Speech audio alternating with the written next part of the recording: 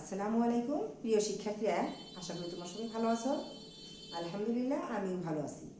শাহিন শিক্ষা পরিবার কর্তৃক নিয়মিত অনলাইন ক্লাসে তোমাদের সবাইকে স্বাগত। এ পর্যায়ে আমি তোমাদের বাংলা ক্লাস নিব। আজকে তোমাদের বাংলা আছে তোমাদের চার্টে, তোমাদের বাংলা বইয়ে 6, 16, 21 পৃষ্ঠায় যে প্রশ্নগুলো আছে সবগুলো প্রশ্নের উত্তর।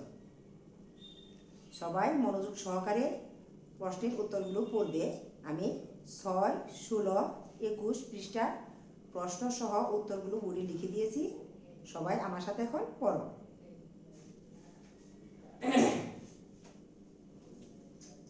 দেখো এখানে আমি বাংলা বইয়ের আমার বাংলা বইয়ের 6, 16, 21 পৃষ্ঠার প্রশ্ন উত্তর। প্রথমে আমরা 6 পৃষ্ঠায় যে প্রশ্নগুলো আছে তার উত্তর পড়ব। মা কি কি কাজের কথা বললেন? মা কি কি কাজের কথা বললেন? উত্তর, মা ঘর বাড়ি পরিষ্কার ও কাপড় গুছানোর কথা বললেন। মা ঘর বাড়ি, এখানে মাঝখানে কিন্তু একটা হাইফেন আছে, খেয়াল করবে তোমরা। ঘর বাড়ি পরিষ্কার ও কাপড় গোছানোর কথা বললেন। তুলি কি কাজ করবে? তুলি কি কাজ করবে? তুলি কি কাজ করবে বলো তো তোমরা। এগুলো তোমরা কিন্তু আগেই পড়েছ, এগুলো আগের প্রশ্নগুলো আবার রিভিশন আসছে। তুলি কি কাজ করবে? হ্যাঁ, ঠিক বলেছ। তুলি বাবার সাথে বাজারে যাবে। তুলি বাবার সাথে বাজারে যাবে। তপু কি কাজ করতে চাইলো? তপু কি কাজ করতে চাইলো? তপু কি কাজ করতে চাইলো? তপু মায়ের সাথে ঘর পরিষ্কার ও কাপড় গোছাতে চাইলো। দেখো আমি উত্তরটি লিখেছি। তপু মায়ের সাথে ঘর পরিষ্কার ও কাপড় গোছাতে চাইলো।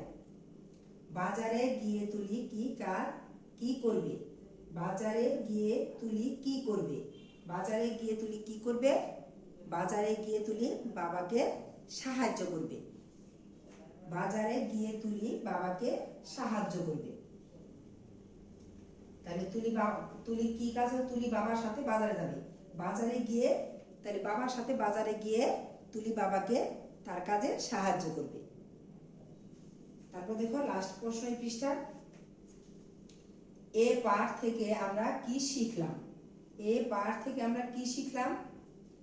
এ পাঠ থেকে আমরা শিখলাম বাড়ির সবাই মিলেমিশে কাজ করলে কাজ সহজ হয়। এ পাঠ থেকে আমরা শিখলাম, তারপর একটা হাইফেন দিবে। বাড়ির সবাই মিলেমিশে কাজ করলে কাজ সহজ হয়।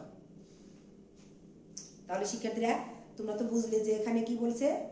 সবাই এই গল্পে তুলি, তপু, বাবা, মা সবাই মিলেমিশে বাড়ির কাজগুলো করলো। তাহলে এই পাঠ থেকে আমরা কি শিখলাম?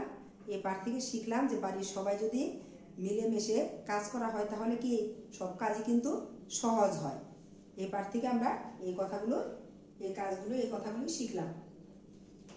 এখন তোমরা পরের পৃষ্ঠা দেখো কি আছে 16 পৃষ্ঠার। এগুলো হলো 16 পৃষ্ঠার প্রশ্ন উত্তর। ছড়াটিতে আমরা আয় দেখে যা নাচ একটি কবিতা পড়ছি, ছড়া পড়ছি। সেই ছড়ার থেকে দুটি প্রশ্ন ছিল 16 পৃষ্ঠায়।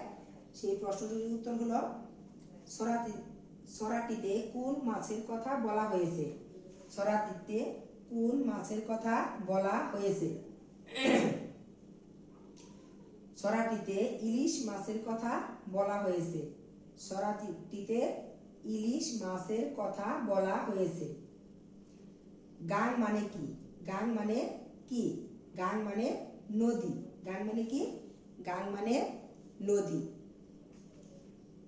তারপর দেখো 21 পৃষ্ঠায় আছে 21-এর গান। 21 পৃষ্ঠায় 21-এর গান, সেই ছড়ার থেকে দুটি প্রশ্ন আছে, সেই প্রশ্নের উত্তর এখন পড়বে। এই দুটি হলো 21 পৃষ্ঠার প্রশ্নের উত্তর। এ গান আমরা কখন গাই? এ গান আমরা কখন গাই মানে 21-এর গান। 21-এর গান আমরা কখন গাই? তোমরা তো জানোই যে 21-এর গান কখন গাওয়া হয়।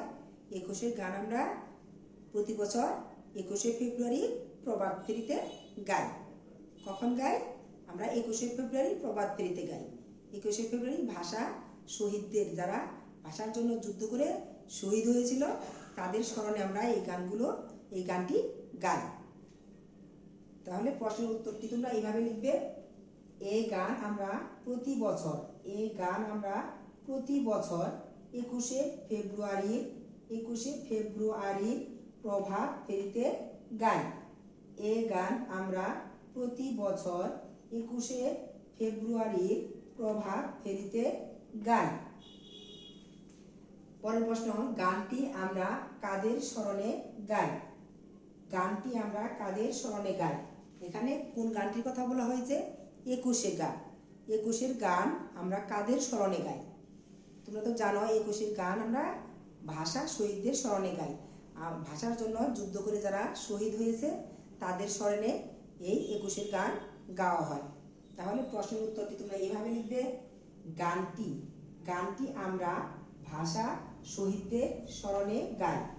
গানটি আমরা ভাষা শহীদদের স্মরণে গাই।